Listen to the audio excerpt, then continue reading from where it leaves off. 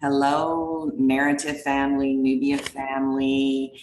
Hello, Maria Judice. Hello, Andrea Battleground. Today is our third segment of 10 films in 10 decades, though we're on possibly our fifth and sixth film.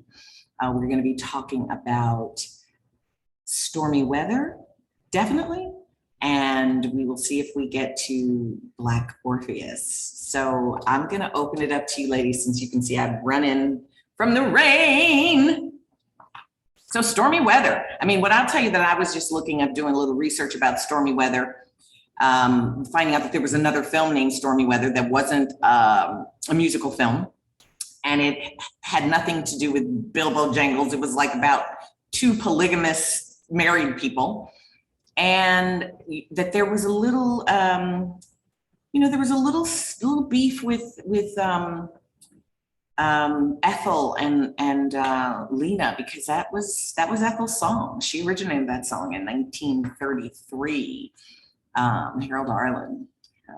So, ladies, women, I don't know your pronouns. Mine are D for diva and G for goddess.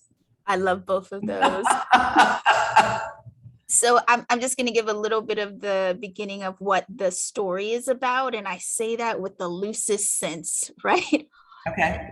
The narrative is so loose here, it's loosely based on Bill Robinson's Bojangles' life. And when I say loosely, it's pretty loosely based on him, but I mean, it's got some of his career. So it opens up with him talking to a group of kids about like his career and trajectory, and then we go through how he started off and the people that gave him his chance and his start.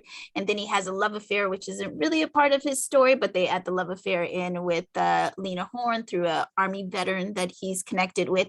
And then they kind of like go apart and then come back together, and he rises to fame, and then they finally come back together and get a quaint little house in upstate and have kids, right?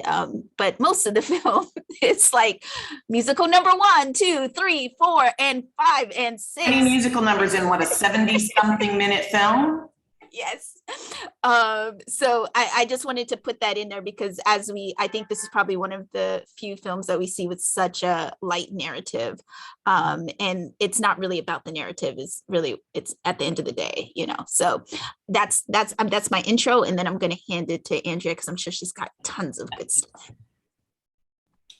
Okay. So stormy weather. At first, when Maria and I were talking about what film we wanted to discuss for the 40s, we had a real back and forth between this film and Cabin in the Sky. I don't know if you remember, Maria, because we were very, very close to choosing Cabin in the Sky because it has that whole Ethel Waters, Lena Horne, love triangle deal. And I got very into Cabin in the Sky at one point because I was just like, well, look at what they are, quote unquote, allowing Lena Horne and Ethel Waters to be, right? So I wanted to have this whole conversation about how desirable a Black woman got to be in the movies. But we switched it over to stormy weather for a couple of reasons. And I'm very interested in this film now. It took a couple watches though. I was watching it and I was just like, where's the plot? There's no plot. Why did we do this? I don't understand why we did this. And then I started really like putting my, I guess my media literacy hat, where we learned how to read a film, right? And Maria, having on to film school, I know that you know the whole concept of whenever a performance is happening in a film, that multiplies the number of spectators, right? Because there are the spectators that are in the film receiving the performance. And then we meaning whomever is watching the film is a spectator receiving the performance. And then when you add that we are watching this 70, 80 years after the fact, it's almost like we are a whole new audience, right? So the thing that I want to introduce to the ideas around stormy weather, because there are so many, is that first of all, Cabin in the Sky and Stormy Weather were both released in 1943. What does that mean for us? Well, that means they were World War II films. And even if a film wasn't about the war in 1943, it was really about the war, right? that becomes really important because there's a way to view stormy weather as this really sneaky piece of propaganda to me. It really starts this conversation that I'm having within myself and within how I'm going to receive the film, because it's saying very specifically what kinds of roles are acceptable for Black folks, right? Specifically, it's really, really great, and it makes us, meaning Americans, really, really comfortable when Black folks are soldiers or when Black folks are performers. I'm getting a little bit ahead of myself, but I think that it becomes also important that Stormy Weather is considered a race film, right? We've been talking about this race film era. And the race film era, a great rule of thumb, even though the numbers don't quite match up, is to consider the race film era as having happened between the two world wars.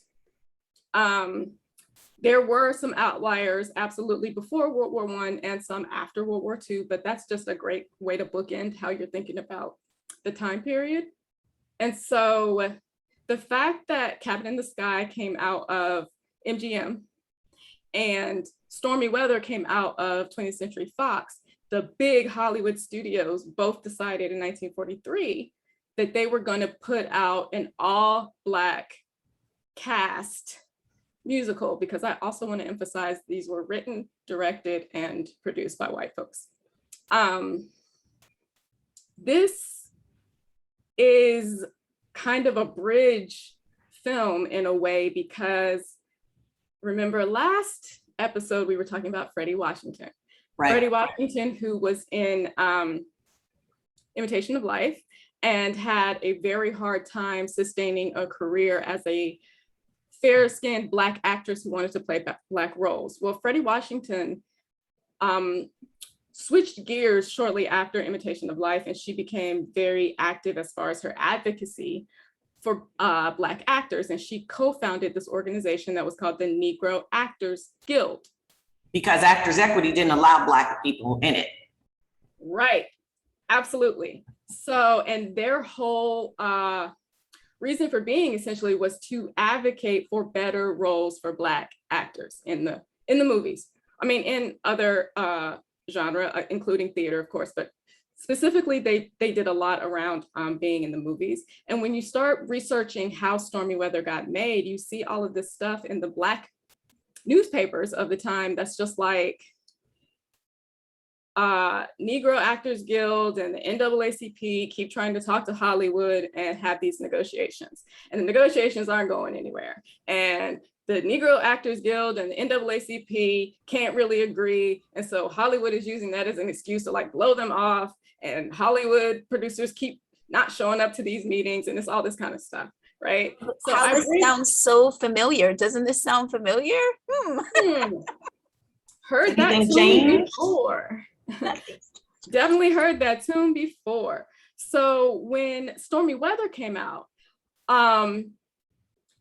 it really was this, I don't want to call it a phenomenon, but it was highly successful, right? The official line from the Negro Actors Guild was like, this was a great victory for us.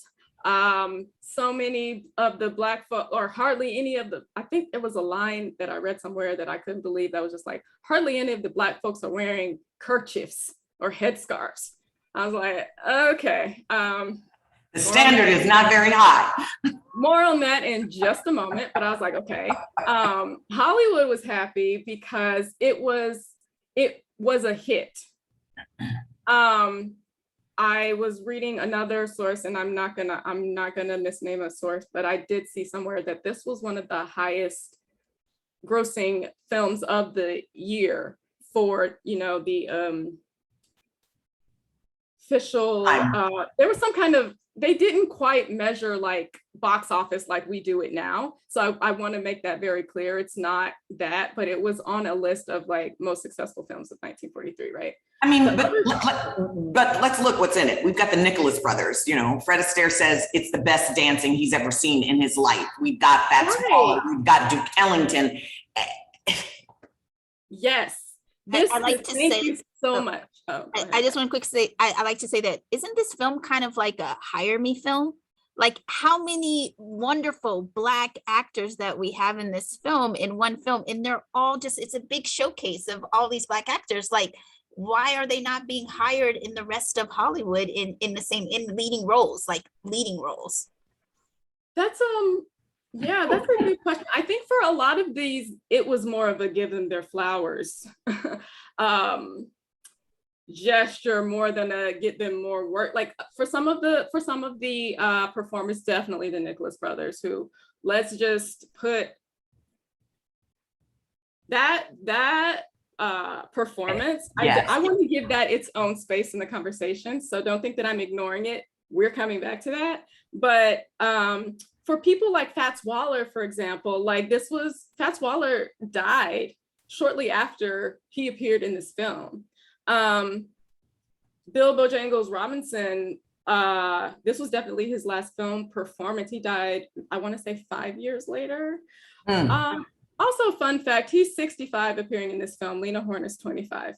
By the way, they kiss the whole film. You're just like, kiss, one kiss, a kiss on the cheek, something.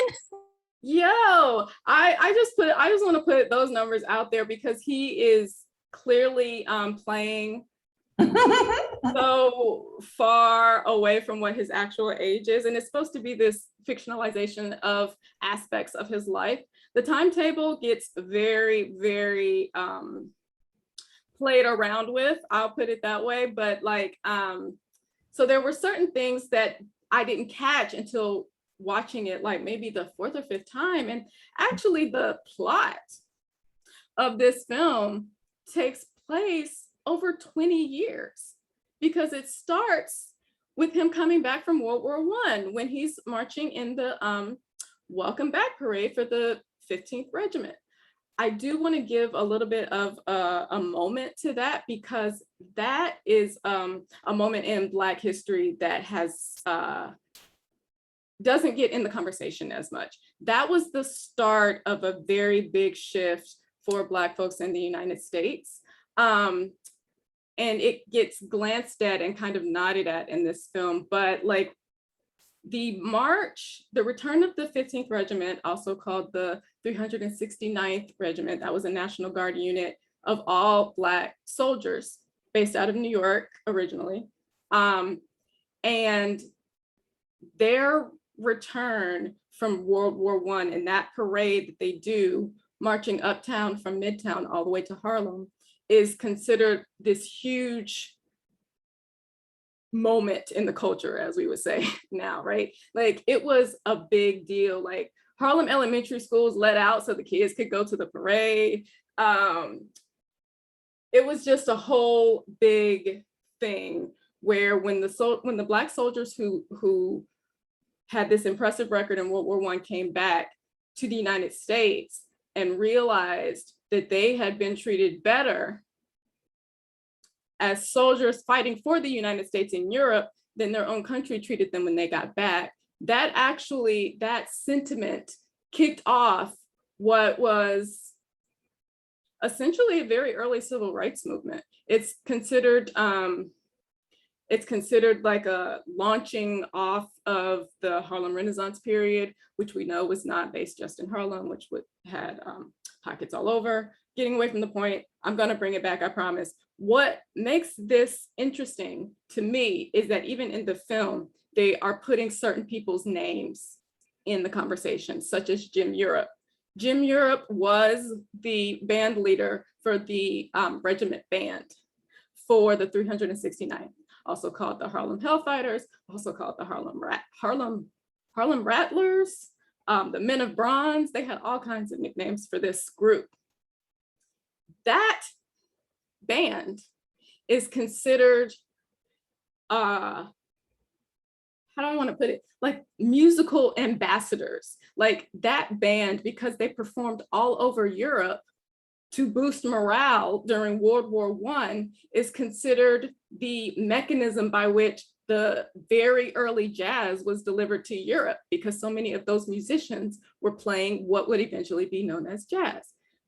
Those kinds of things are a conversation that needs to be had, but the light, right? The way in which it is shined in this film, I don't know how much of that was the performers having their own conversation with the film, and how much of that was very, very intentional. The opening scene has this very striking, it's almost like I would call it a place card. I know that's not the correct nomenclature, but it says something like, acknowledging the contribution of the Negro race to entertainment for 25 years, right? And it's almost like this mission statement for the movie. It's almost like this whole, they are stating this very specific intent, right? And so I really quickly want to get back to Can I drop one thing about the soldiers that you're talking about? Because it really feels as though that the film is really doing something for maybe some sentiment coming from Black folks returning from World War I and World War II, and some really kind of bubbling up of resentment going on in the Black community, so that they're doing this kind of propaganda, like you said earlier, to like, hey, thank you for your efforts in the war, World War I and World War II. We know we didn't give you your flowers or your medals or too much parades for you, but here's a film where we talk about it over and over again. Or here's a film that's very much dedicated to that Black wartime effort. Right. It's almost like trying to convince them to. Tonya, we can't hear you. Oh, I'm sorry. It was Tonya speaking. I'm not going to give Hollywood that kind of credit. I want to just say a few more things about the Harlem Rattlers before we move on. They were the Harlem Hellraisers, the Men of Bronze, and they were all volunteer. They volunteered to do this. They weren't given rifles to even do their practicing. They figured out a way to pretend to be another kind of regiment so that they could get the rifles. They had like 1 week of training as opposed to the 3 months of trainings. And they fought 191 days, which is longer than any other regiment, 191 straight days. That was longer than any American regiment during World War I, okay?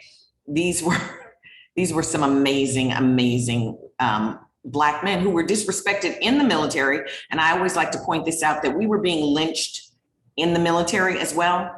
I think we were about 6% of the population of the military, and we were about 80% of the lynching. Something like 863 Black men were hung as soldiers. I mean, part of the point that I'm making though is that it's not so much Hollywood that needs to do this work, but we actually are, that Hollywood is doing work for the president. Like right now we have a lot going on. That year of 1943 has a number of Black riots that go on throughout the country, and they're looking for ways to kind of keep people at bay. Like how do we keep Black people happy, you know? And I think a nice Hollywood movie can do that work. I'm not saying it's a total intentional effort, but you see, like, why does this movie come out during this year that makes such an effort to speak about Black soldiers? It's interesting for me in the context of 1943. Yeah, I mean, I don't even know, maybe, admittedly, I am a cynic. I don't even know that they were trying to make Black folks happy. I think that this film is a mixture of two things. One, I mean, on the part of Hollywood, not on the part of some of the people that are doing other work in the movie, but on the thinking as far as the studio, for example, this is a mixture of, we are tired of hearing from the Negro Actors Guild and them, and we're gonna try and do something to address the conversations they keep trying to have with us. That's one. Two, it was a cash grab. Like it was like this was specifically trying to figure out a way to play in theaters that are still very much segregated, right? Like this is a 78-minute runtime and there's not a single white person in this film, not one. But also this film will not play for white audiences. It will mostly play for Black audiences because we are definitely in the coded era. So we have certain ideas about where Black film plays and where Black people play in films right now in the time that we're in. Yeah, that's true. That's absolutely true. I want to make sure we acknowledge that Catherine Dunham, who is, educator, anthropologist, author, social activist, listen, her entire dance troupe, and she dances during stormy weather. You are moving through my my checklist. Thank you for bringing it back. All right, she was on my list after acknowledging Ada Brown, but Catherine Dunham, yeah. So one thing that I do want to speak just very briefly on form, because we've been speaking a lot on ideas, but the Stormy Weather Ballet, which is danced by Catherine Dunham and her dance troupe, in the logic of the film, isn't that happening in Selena's mind? That's not happening on the stage. That can't possibly be happening on the stage, because I think that becomes really interesting in terms of the ultimate choice that Selena makes at the end of the film. But like, technically speaking, because the audience, right, like this is definitely on a stage in front of an audience of soldiers circa World War II. And Selena, who is Lena Horne's character, has just sang Stormy Weather. And there's this whole window behind her, which at the time could have been a projection of a storm. And there's an elevated train station and you can see people, right? So conceivably that could have been on the stage, but then it zooms in and this is supposedly happening outside of that window, this whole Stormy Weather Ballet, right?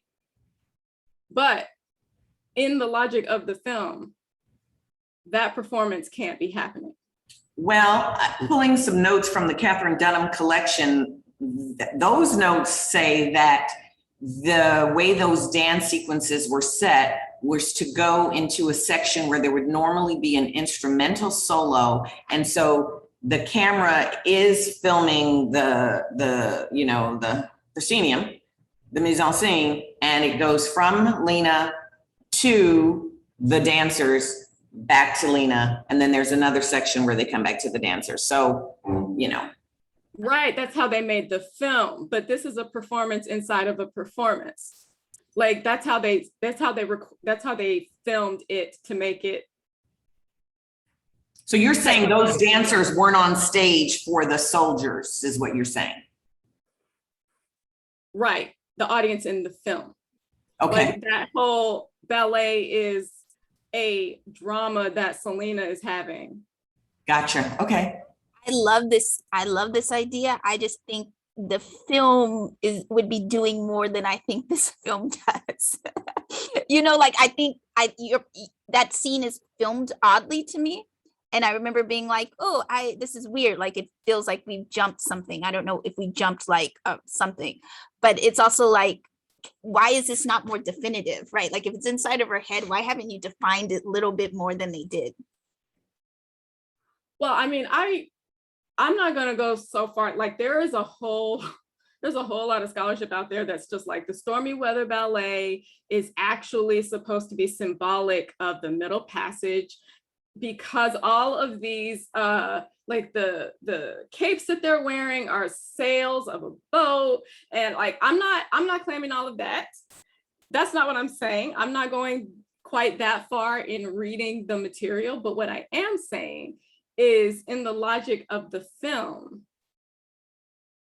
how is that dance performance happening? Like I take Tonya's point, like how they actually made it look the way they did in the film. But I bring all of that up because, first of all, Catherine Dunham, again, repeating what Tonya said, was this amazing dancer and choreographer and head of her own dance school and troupe for a number of years, on top of which she was a writer, an anthropologist, an activist. Like she had at one point intended to be a PhD in anthropology, but her study kept introducing her to these different forms of dance and performance that she wanted to explore and make her life's work. And so she is definitely credited as being one of the earliest people to incorporate African-American social dance, Caribbean dance, African religious expression, on top of, right, the European ballet dance tradition, because some of those moves are definitely what we would consider European ballet moves. So I think I might be pushing it, granted, but I think that becomes important because Lena Horne's character, she and Bill have been having this like push-pull for what turns out to be 20 years, which is not clear in the film. This like push-pull because it's okay for him to have a career, but it's apparently not okay for her to have her singing career and be with him. So the fact that the stormy weather dance happens and it's this true moment in the film, it's gorgeous, it's absolutely kind of transcendent in a way, because you really get taken out of whatever this little story is, in my opinion. And then after all of that, if it's happening in Selena's mind, she just goes, nah, I'm gonna go with Bill. Love, I don't even remember what that song she sings about love. There's no two ways about love or something. I'm gonna go do that. She puts on this not glamorous white dress with all these frills that she has not worn through the whole movie, and ends it by going back with him. And I think that's actually how the movie got through. Because ultimately she makes that decision. That was a comforting narrative for Hollywood at the time. But there's a lot of other stuff going on around Selena choosing Bill, but in addition, like Right. we haven't even talked about like this quote unquote journey through the history of Black performance that the film is trying to do. Right. But it's like, the more I think about stormy weather, the more I'm just like, what are the people on camera think they're doing versus what the people who got the movie made think they were doing, and how different are they? Right. I think that's an interesting conversation. On top of the fact that Lena Horne essentially takes Ethel Waters' song. And I think there's something also interesting here, just to, just talk a little bit about just like the place that we're in, where it's like a high morality time for Hollywood. So we see a lot of high morals in cinema right now during the 40s. So we're out of that like pre-code era into this, like, this is what our standard of morality is. And we want to make sure we're bringing that to the surface. And then you have this other piece of, during this time, most of these actors many of these actors are in other Hollywood white films, but those films self-contain the Black actor's performance so that they can be spliced out of the film so that they can be shown to white audience. Because in our high morality time, we can't see Black folks and white people in the same movie. Like that's not cool. So we actually cut them out to show them to white theaters, right? Or majority white audiences, or white audiences, period. So go ahead. Oh, I was just gonna say, this is the time where this kind of time that we're seeing. This is one of the things Lena Horne really complained about, right? Is that she was always like stood up against a pillar in doing her performance, and she was never ever acting with anyone else in the white movies that she's in. So here's a time where the Black actors get to act together all in one, and everyone gets to have like a fluidity, right? Like it's not one of the first times, but it is a very significant time when you have, many of these actors actually playing on stage. Yeah, that's a really good point. This was a turning point for Lena Horne, especially. What's the film where she had a whole song where she was in a fake bathtub with the bubbles all the way up here, so you definitely can't see anything whatsoever, and they still absolutely cut the number because even the idea of having a naked Black woman in a film was just so offensive to particularly theater owners in the South, but not just, I want to make that clear, not just in the South, but like you saw literally nothing. She's just singing a gorgeous song while this character is in like this bubble bath. And I just thought that that was such a good point, Maria, because she had a whole career where that kept happening, where she would have these, songs, these musical performances, and they would just be lifted right out and taken out of the film. And Cabin in the Sky and Stormy Weather were the two times where she has a starring role where Lena Horne is actually a main character. And just to keep talking a little bit into this point, and you think about Bill Robinson, who becomes one of the first actors, Black actors, to actually have a multi-ethnic, a white person and a Black person play together in a scene when he does Shirley Temple movies. That was a huge push, right? And you have the Hays Code that's still in effect, and you have the Hays Code that is enforcing the fact that you can't have more than you can't have a Black actor in a white movie, and we can't have white audiences seeing Black folks on stage. And then you also have another kind of code they have during this time is for the tap dancers, where you can't have a Black tap dancer on stage by himself. He can only be in a duo with a white actor. I forget what it's called, like the 2 code or something like that. So that means that Bojangles is for the first time pushing these pushing these lines where he's solo, and now he's taking And the Nicholas brothers on too. And the Nicholas brothers, right?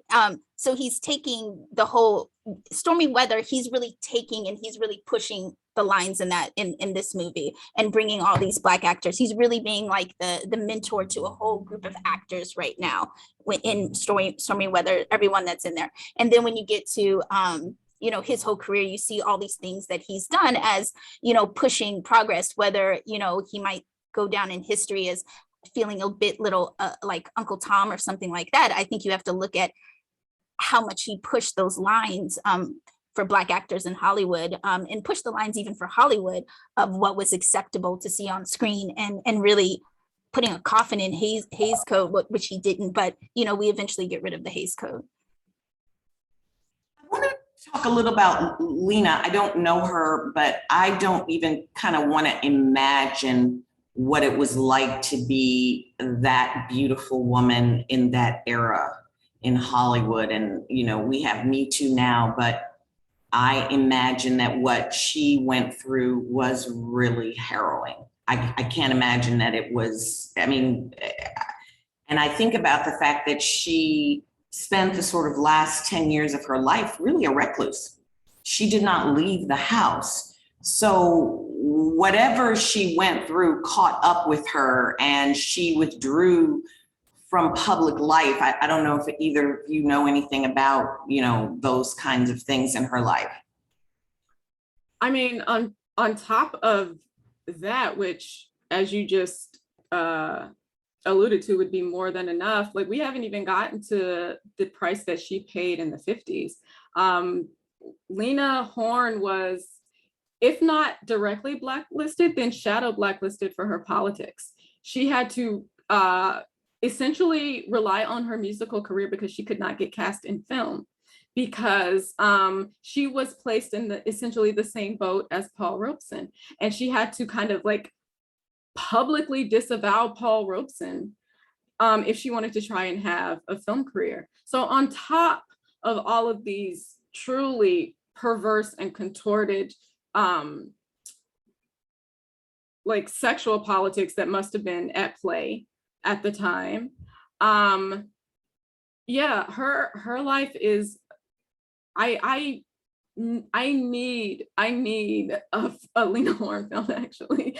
I require it. But like, that's a story that I'm looking forward to someone telling, because I think that there's a lot there, and that she absolutely went through a lot for a long time. But she didn't tell it in her autobiography much more than talking about marrying her last husband, Len Hayton, to help advance her career. I mean, it seems she took her secrets, to the grave with her. Right. She wrote celebrity autobiographies. She kept it cute. She kept it cute in those books.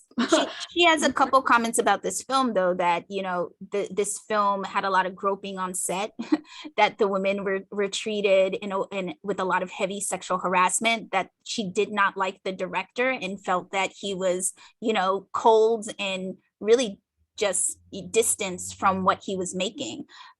So, I mean, that the other thing is, like, she's one of the few people who's very vocal about really like what the feeling was on the set and what it was like to make this movie. And by the time she's like, in her late 60s, by the time she even gets comfortable singing the song Stormy Weather, because of the community and the culture's critique of her version of the Ethel Waters song. And because when she was on set, she was so harassed by the director who, all these white folks sneak into Harlem at night to go listen to Ethel Waters. And that's what they wanted to hear, but that's not how Lena Horne sung. So somebody had to go sneak in her ear and they like, do it like Ethel Waters, do it like Ethel Waters, so that she could kind of get what the director wanted so that they could move on to another scene, right? And that really traumatized her, to finally get your big chance and you not doing it the way everybody really wants you to do it, because they really want Ethel Waters doing it, not you. And so it took her a long time, and she said she finally owned the song, and it was later in her life before she could own that song. And I think that's an important place to understand, like, who Lena Horne is and how much her craft was really important to her. But I would also say, like, you have to think of all these layers on top of Black actors, right? You got the Hays Code, then you got the McCarthy era where, they throwing out communists from Hollywood and cleaning house. You got this high standard of morality. So even as Lena Horne married a white man, that put her in a whole other category of complicatedness, not just with white Hollywood, but also with her culture. So she spends a lot of time kind of like out of the Hollywood or out of the movies, and she's doing Vegas, she's doing lounge shows, she's got her singing career, and then she really loops back towards the 70s with like somebody bringing a film to her, and she's a much older actor by then and has a different resurgence. But I think that's also the Black community that's bringing her back around, that's remembering who she was, remembering her name.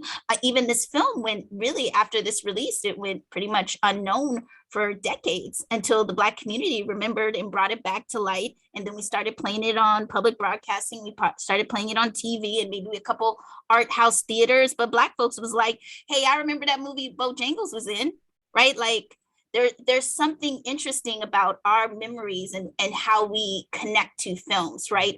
Again, we have a whole probably different reading this movie than white folks do. I know if my big daddy saw this film right now, he would give me a whole lesson in Black folks about Bojangles was his folks, Fats Waller was his folks, Ethel Waters was his folks. He would tell me the whole thing.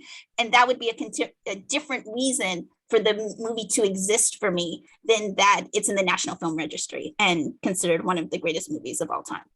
And it's interesting, Ethel Waters is not in this film, but this is the song she originated. She had beef with Lena on Cabin in the Sky. Ethel spans the turn of the 20th century, and she goes for about 70 years. Lena also goes for 70 years. Ethel's politics were the exact opposite. She was supporting Reagan, She was not the pro-Black. And when she died, she left her estate and her, the rights to her life to the Billy Graham Foundation.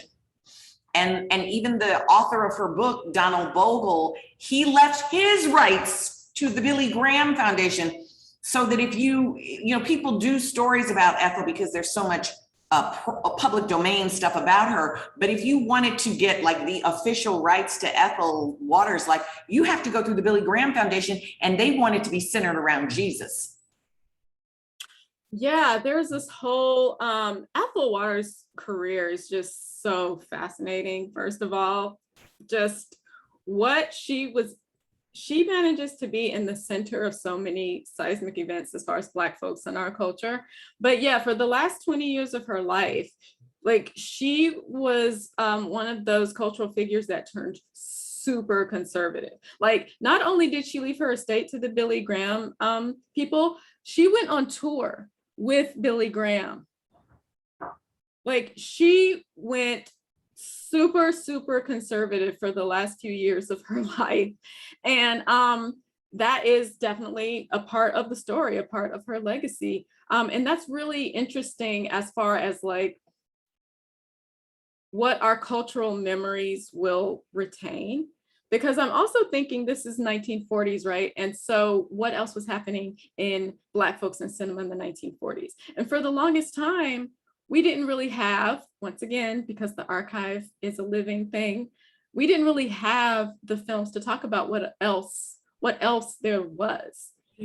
And that didn't change. I mean, a couple of the Oscar Me Show films had survived the whole time, but that didn't really change until the 80s, when the Tyler, Texas Black Film Collection was discovered in Tyler, Texas. And that's how we got back Spencer Williams films, for example. And that's how we got back quite a few of William Alexander's films, for example. These are Black directors, Black writers who made films in the 40s, and they were not a part of the conversation for the longest time because there was one warehouse, apparently, that had copies of Very Fragile Nitrate films, and we didn't know they were there for 40 to 50 years. So I think that the last thing that I really want to say about Stormy Weather was something that Maria and I had talked about, because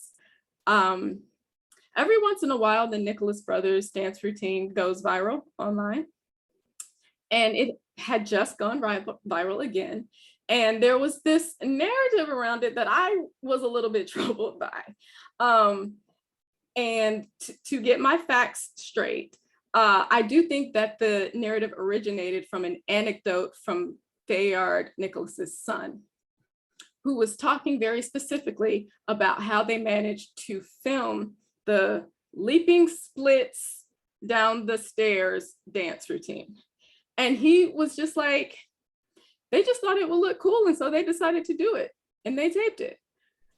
No rehearsal.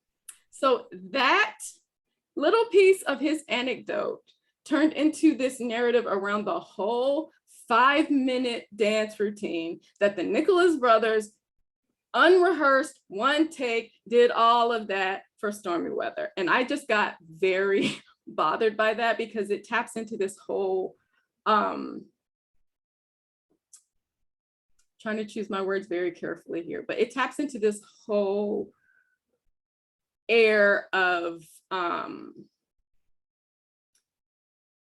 Black folks just having an innate magic in them for the performance. And I think that that loses a piece of it. What we're also seeing when we're watching the Nicholas Brothers dance for 5 minutes, we are watching two virtuosic performers who absolutely rehearsed their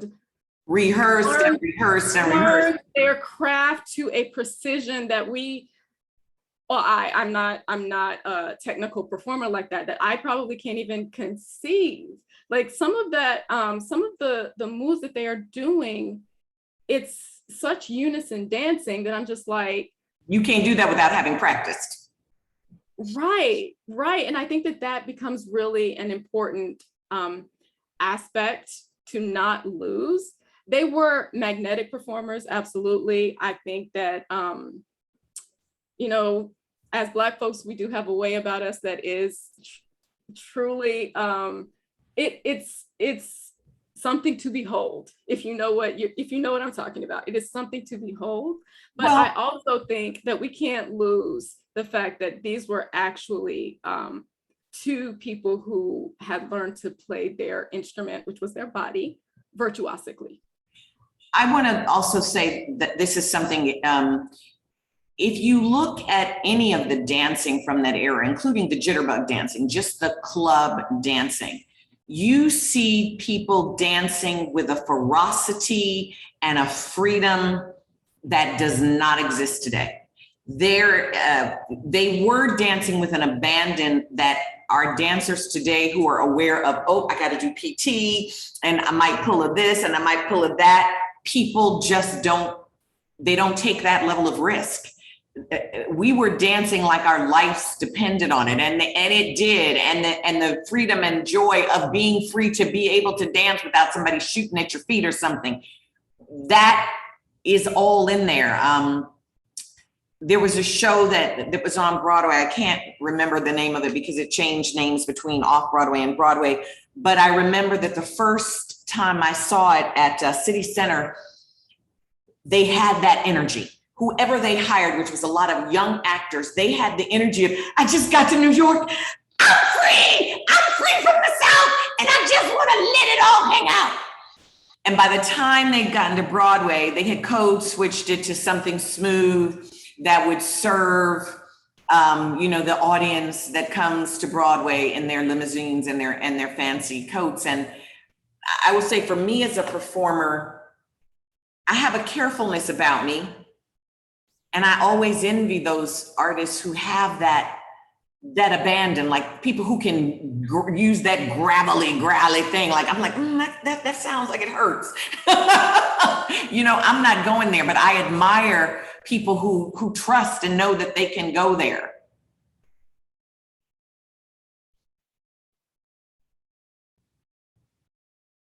Yeah. Did we pause? Oh, no. I just want to pull out a performer because you said that. My favorite character in this movie, after I watched it about 3 times in this session, is the date that his best friend has, when she's like, my daddy got everything. He got all the money. He'll pay for anything. She's so amazing and she's so funny, and she's giving it her all. Like, her small little looks are amazing. Her big looks are amazing. Even when she's cursing out the other dude for trying to take her daddy's name and put him down and all that, it's just so funny, and it's such a comical routine. And I think even the little skit in the middle with the 2 guys who do the broke down car, that's a really great scene too. And like, I think what we're also seeing is everybody in this cast is a virtuoso. Like, they're doing something they have been practicing for years and years and years of their life, and they're masters at their craft. We're not given a scene with anybody who is just on set for the first time. And I think there is something about this film that we have to hold within this canon, as here's all these people that we need to know their names. We need to know who they are, and they need their own research, and they need their own book. And I think there is an extent that is preserved in the film, right? There are so many place cards where their names appear. And I thought that was super intentional. Like, it was for Fats Waller, it was for Ada Brown, it was for Catherine Dunham. For Cab Calloway. I mean, yeah, I was like, that must have been negotiated by the performers, because it looks like it's very intentional. So yeah, thank you, Maria, for that. I agree. And I also wonder how much of what they were doing was just something they made up, because that these, melanemic writers and director did not know the flavor that is within us to even ask for that. Like, we're seeing us creating around some skeleton of a story that was given right. to us. Of course. I mean, this isn't changed though, right? Like, I think this is exactly what you're saying is so spot on, right? They're coming with a white script, with white directors, with a full-on white crew. And and Lena Horne talks about this. They're going around everything to do the work that they know how to do, right? Oh, you went to the Cotton Club once, you saw At the Water, so you want me to do something at the Waters instead of doing my rendition? all right, and then everybody kind of nudging her, being like, do this, do that. Okay. Mostly just so they're not fucking you up. You're not going to come out here on this stage and get messed up by these folks.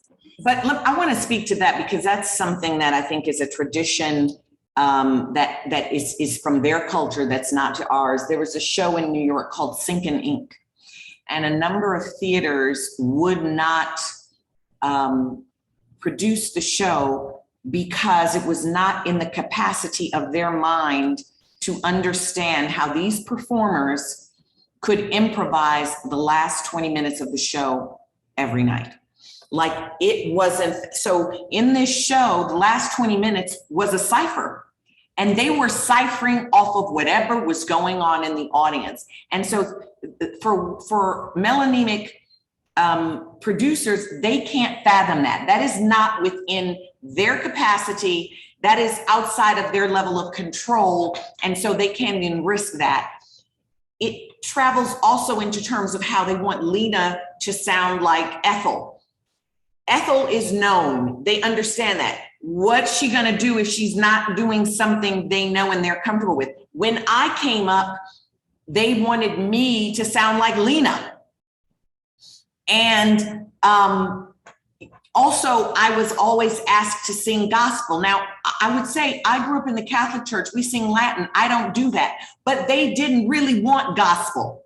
They wanted my humiliating bad riffing because that was comfortable for them. That they could even do. They could be as bad at it as I was.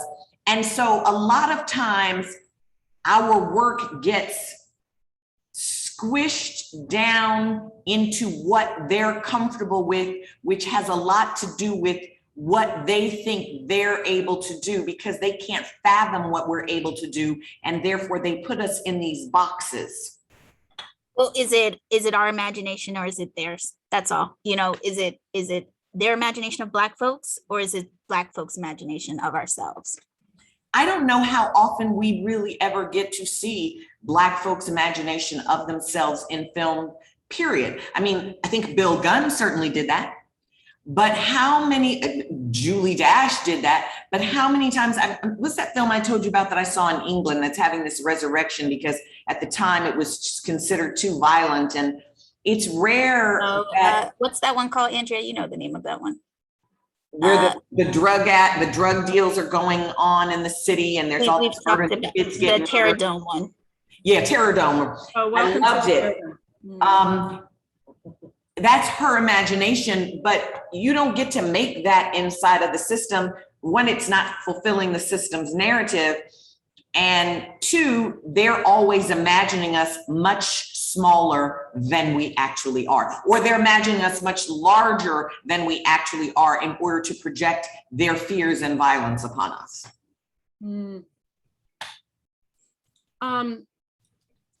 Well, to wrap it up, fun facts. Do you know that William Grant Still was the original composer on Stormy Weather? And he was told by the white producers of this film that the music he was composing was too, I'm blanking on the criticism that they pulled for William Grant Still. I think it was too technically precise for what Negroes would compose at the time. And so he left Stormy Weather and they hired a white composer. But that speaks directly to the idea that you're talking about here. Yeah. Well, I know you ladies wanted to get to another film, but I don't think we have the time today, right? Anything I could do it. I could do it, but it would have to be a little bit briefer, but I could do it today. No, I'd rather wait and get the full Andrea. Did I say it right? Yes. I want to get the full Andrea. I don't want the abbreviated Andrea. Anything else, Andrea, that you pulled from this William Grant Still pieces? Oh my God, can we imagine what it would have been? Amazing. Anything else you got in there before we wrap it up here today? I think I said my piece. Oh, no, I lied. I got see? one more. I got one more. We did not talk about the other name that gets dropped at the beginning, Noble Sissel. Yeah. Noble Sissel and UB Blake also created Shuffle Along, 1921. So there's always, always, always another reference, another story. And I'm just glad to be doing it here with y'all. Thank you. And I want to say that when I was looking at the sort of the screenplay of it, I don't remember seeing those drops. So maybe it was just actors improvising that attribution thing that we want to remind our youth today to remember that you have not invented anything. There's an incredible film that I've seen lately called Uprooted, the history of jazz dance. And it is all about attribution and the dancers who didn't get attributions because they were living it. They were doing the dance. They weren't writing it down. And what this documentary does so brilliantly is it shows you that all of these melanemic dancers came and watched these people who we don't know their names of because they actually did it. They actually invented it. And they couldn't even do what these people did, but they could get this much. And then another one got this piece. It's like the elephant story where this one got the tail and that one got the ear. And then they went out and created whole dance systems around the isolation or the head box. And whole systems of dance were developed and written and codified around artists who didn't have time to write it because they were living it. And this movie is a call to say those people's names and remember them, and to remember that so much of this dance, even hip hop, comes from the African continent. Okay, that even the clowning that we did is in rituals that were happening in our traditions on the continent. So grateful to be in conversation with you ladies again today. And next time we will do Black Orpheus. So excited for Black Orpheus next time. Thank you, ladies. Appreciate you both. Thank you. Be safe. Wear a mask. Thanks.